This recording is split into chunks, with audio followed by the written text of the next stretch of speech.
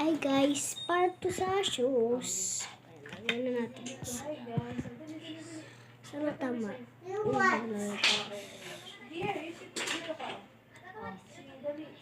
Okay. Kakagising niya lang guys. Sa is pa rin. Kakagising niya pa lang. Okay. Lalagyan na natin yung wing.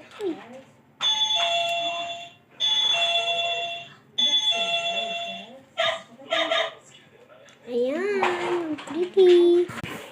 Okay. So, close na natin yung bahay niya kasi may activities pa siya. Ito yung alisan siya, guys, kasi magpipicture siya. Di ko alam bakit siya magpipicture. Basta, message picture ko lang siya. Mga picture ko, by the way, nasa private TikTok ko, guys. Yung mga pictures. Hindi siya pwede.